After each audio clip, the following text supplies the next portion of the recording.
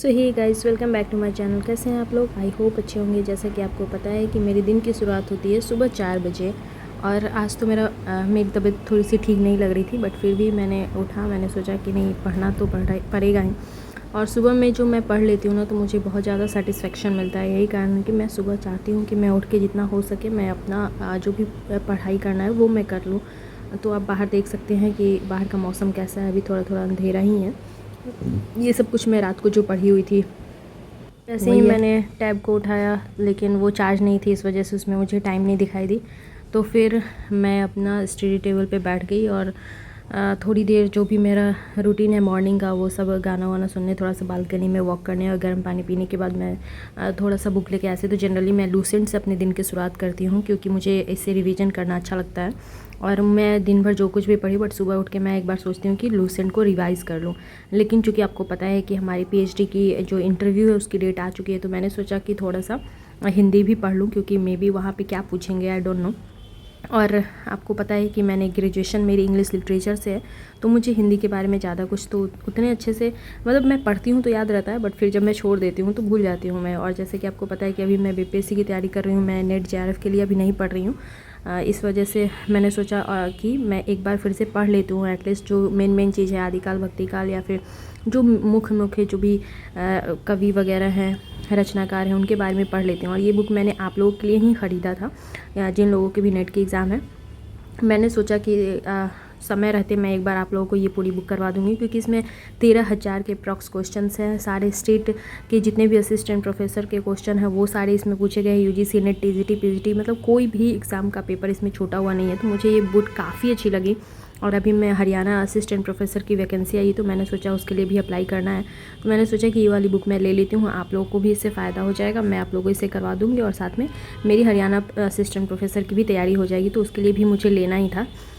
और लेकिन मैंने ये ज़्यादा छोटा है, मैंने इसका सोचा कि अभी मैं इसको लाइट भी मंगाई आई थी, तो रात को तो चार्ज नहीं थी। मैंने सोचा इसको रात को फुल चार्ज कर दूँगी और सुबह उठ के देखूँगी पढ़ के कि ये अच्छा है या नहीं, सक्सेसफुल है या नहीं। लेकिन इसकी हाइट काफ़ी ज़्यादा छोटी है और लाइट भी बहुत ज़्यादा तो रोशनी नहीं है इसमें। लेकिन इसकी एक क्वालिटी अच्छी है कि इसका जो लाइट है ना, वो आँखों के लिए अच्छा है, मतलब वो ख़राबी नहीं है। क्योंकि एक लाइट और है मेरे पास, जो मैंने ऐसे ही लोकल मार्केट से सस्ती वाली ले ली थी, लेकिन वो क्या होता है ना कि उसमें लाइट तो बहुत ज़्यादा है, लेकिन वो आँखों पे चुभता है एकदम से। उसको जलाने के बाद मेरे सर में दर्द होने लगता है, इतना ज़्यादा वो लाइट देता है कि। तो इसकी जो लाइट है वो काफ़ी ज़्यादा अच्छी है और मुझे ठीक लग रही है। अब देखती हूँ कि मैं आज ये सक्सेसफुल होता है। अगर 1-2 घंटे चल जाएगा तो मैं इसको रख लूँगी, अदरवाइज़ मैं रिटर्न कर दूँगी। और इसी के साथ मैंने मैंने 100 क्वेश्चंस इसमें आज आदिकाल से किए, मोटे वाले बुक से। और मैंने आज सोचा है कि इसको पढ़ने के बाद मैं मेरा जो पीएचडी के लिए, इंटरव्यू के लिए जो प्रपोज़ल तैयार करना है, मैंने सोचा है कि मैं वो कर लूँगी। मेरी एक बुरी आदत है, और बुरी आदत ये है कि मैं हर काम को ना पूरे मन से करती हूँ, चाहे वो ज़रूरी हो या नहीं हो। पता नहीं मुझे ऐसा क्यों लगता है कि अगर कोई काम मुझे दिया गया तो मैं चाहती हूँ कि मैं उसमें अपना 100% दूँ। और ये मुझे लगता है कि ये ऐसा नहीं होना चाहिए। जैसे कि प्रपोज़ल अभी लेकर जाना ज़रूरी नहीं है, उसको ख़त्म कर दिया है, बट फिर भी सर ने बोला है कि अगर आपका मन करे तो आप ले सकती। तो अब मेरे अंदर ये है कि नहीं, मुझे अब लेके जाना है प्रपोज़ल। तो ये मतलब बहुत गलत आदत है, पता नहीं क्यों, लेकिन मेरी आदत जाती नहीं है। जैसे कि अभी जो पीजी में भी बहुत बच्चे थे कि जो केवल नोट्स से होता ना, गेस्ट पेपर से पढ़ लेते थे। वो सोचते कि चलो पास मार्क्स ही तो लाना है, तो कैसे भी कर लेते थे। जबकि मेरी बीपीएससी की एग्ज़ाम थी और मैं उसका पढ़ाई छोड़ के मैं चाहती थी कि नहीं, अगर मुझे पीजी करना है तो बहुत अच्छे से करना है। मैं अपना नोट्स बनाती थी, मैं उसको याद करती थी, उसको असाइनमेंट भी मैं बहुत अच्छे से सोच के, जबकि असाइनमेंट कोई चेक भी नहीं करता है देखा जाए तो, कि सबको एवरेज मार्क्स मिलते हैं, बट फिर भी मैं एकदम पूरे आराम से मन से पूरा बनाती थी। पता नहीं क्यों, ये मेरी गलत आदत है। मैं सोचती हूँ कि इसको सुधारूँ, जहाँ ज़रूरत नहीं है वहाँ पे मैं एफ़र्ट नहीं डालूँ, लेकिन मेरे से ये आदत जाती नहीं है। बहुत ख़राब आदत है। मैं ये सोचती हूँ कि सामने वाला जो भी आदमी है ना, कि वो अगर मेरे से कुछ पूछे तो मैं उसका जवाब दे पाऊँ। और एक क्लास की एक बहुत ही इंटरेस्टिंग बात मैं आपको बताती हूँ। एक बार जैसे सर हमारी क्लास में आए थे, तो वो ऐसे इंटरव्यू के बारे में बात कर रहे थे। तो उन्होंने बोला कि पीएचडी वालों का वाइवा चल रहा है। तो हम लोगों ने पूछा कि सर कैसे चल रहा है वाइवा? तो उन्होंने बोला कि यहाँ क्या है, वाइवा का मतलब है मुँह बा देना। हम लोग बस प्रश्न करते हैं और सामने वाला बच्चा मुँह बा देता है वही यहाँ पे वाइवा का यही मतलब है। तो सर लोगों ने काफ़ी ज़्यादा मजाक बनाया था। और मतलब ये सही है, मैं नहीं चाहती हूँ कि ऐसा मेरे साथ भी कुछ हो, और जब कोई मेरे से कुछ क्वेश्चन पूछे तो मैं मुँह बा दूँ ऐसा एक्सपीरियंस मैं नहीं चाहती हूँ। इसलिए मैं पढ़ के जाती हूँ। और यहाँ पे पढ़ते पढ़ते मेरी थोड़ी तबीयत ठीक नहीं लग रही थी, गले में खराश वगैरह आ रही थी, तो मैंने सोचा कि थोड़ा सा चाय पी लेती हूँ बना के, अदरक वाली चाय बना के पी लेती हूँ और फिर अपना पढ़ाई कंटिन्यू करी। तो मैंने वैसे ही किया, थोड़ी सी चाय बना के लाई और फिर अपना पढ़ाई को मैं कंटिन्यू की। और जो भी देख सकते हैं आपकी मैं अपना जो आज का टारगेट रखा था कि मुझे 100 क्वेश्चन तो एटलीस्ट यहाँ से करने ही करने हैं, तो मैंने अपना 100 क्वेश्चन ख़त्म किया। और उसके बाद से मैं जो मेरा रोज़ का रूटीन है, मैं उठी, फिर नहाई वगैरह, खाना वाना बनाई, फिर खाई। हालांकि आज मेरी तबीयत बहुत ज़्यादा ख़राब थी, बहुत ज़्यादा, इनफैक्ट अभी भी है, लेकिन फिर भी मैंने 1 घंटे 32 मिनट किसी तरह भी पढ़ाई की अपनी, क्योंकि मुझे ये करना ही था। और उसके बाद मैं उठ गई और थोड़ा सा लेट गई थोड़ी देर के लिए। मुझे लगा कि बहुत ज़्यादा वीकनेस हो रही थी और फीवर भी चल रहा था, तो मैं थोड़ी देर के लिए लेट गई, बट वो थोड़ी देर काफ़ी ज़्यादा लंबा हो गया। और फिर 12 बजे के करीब मैं उठी, पूजा की और फिर मैंने वो थोड़ा सा वेज बिरयानी टाइप का बनाया, क्योंकि एकदम मन नहीं कर रहा था कुछ भी बनाने का, लेकिन बनाई, फिर खाई सैलेड के साथ। और फिर मैंने सोचा कि मुझे अपना प्रपोज़ल आज हर हाल में करना है, क्योंकि अगर 12 को ही हमारा हो गया तो फिर मुझे टाइम नहीं मिल पाएगी, क्योंकि मैं पटना में हूँ और फिर मुझे मुजफ्फरपुर जानी पड़ेगी, तो 11 को मुझे हर हाल में निकलना पड़ेगा। तो ये भी मैंने सोचा कि अगर आज मैं कर लेती हूँ अभी, तो मैं शाम को जाके इसको टाइपिंग करवा लूँगी और उसको जो फाइल वगैरह में लगाना है, कलेक्ट करना है, वो भी करके, और फिर मैं मॉर्निंग में कल निकल जाऊंगी। लेकिन तबीयत इतनी ख़राब रही कि मैंने बहुत कोशिश की, मैंने पूरा 5-6 पेज पूरा अच्छे से लिख तो लिया, लेकिन फिर भी कुछ चीज़ें भाई बाकी रह गई। मैंने सोचा कि चलो मैं उठूँगी तो फिर कर लूँगी, बट वो हो नहीं पा रहा था।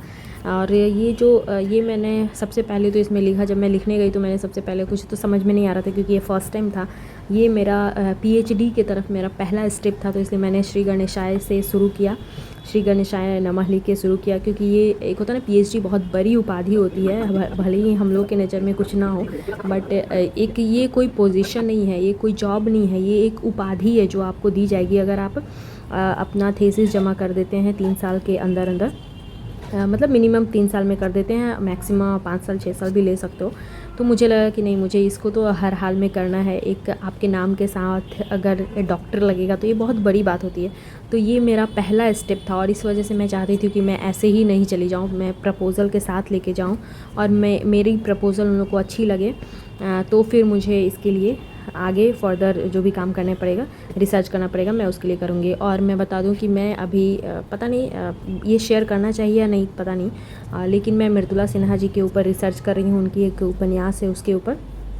तो मैं फ़िलहाल इतना ही बताऊँगी, इसके आगे नहीं बताऊँगी क्योंकि अब ये जो प्रपोज़ल है वो वहाँ पे एक्सेप्ट होता है या नहीं होता है, उसके बाद ही कुछ होगा ना। उसको बाद मुझे कुछ टॉपिक दी जाएगी, मेरी टॉपिक उन लोगों को पसंद आती है या नहीं, उसके बाद ही कुछ भी हो सकता है। इसलिए मैं अभी डिस्क्लोज़ नहीं करूँगी यहाँ पे कि मैं किस चीज़ पे ऊपर, मतलब कौन से उपन्यास के ऊपर यहाँ पे अपना रिसर्च करेंगी, तो मैं बाद में आपको बताऊँगी। और पूरा मैं जब लिख लूँगी तो भी मैं आपको बताऊँगी। और पूरा दिन सोने के बाद क्योंकि तबीयत ज़्यादा ख़राब लग रही थी, तो मैंने सोचा कि थोड़ा सा बाहर जाके गर्म दूध ले लेती हूँ और कुछ फ्रूट्स वगैरह ले लेती हूँ, जैसे कि थोड़ा सा अच्छा लगेगा गले में, थोड़ा सा गरम गरम लगेगा तो अच्छा लगेगा। बट मैं गई बाहर तो इतनी तेज़ बारिश होने लगी, इतनी तेज़ कि 1 घंटे तक मैं वहाँ खड़ी रही, लेकिन बारिश छूटने का नाम नहीं ले रहा था और काफ़ी अच्छी खासी बारिश हो रही थी। फिर मैंने एक ऑटो को रुकवाया, उसमें बैठी और फिर अपने हॉस्टल में पहुँची किसी भी तरह। और फिर भी मैं भीग गई थी एकदम से, अच्छी खासी वाली भीग गई थी। ऑटो में भी दोनों साइड से बारिश का पानी है ना, वो कंटिन्यूसली आ रहा था,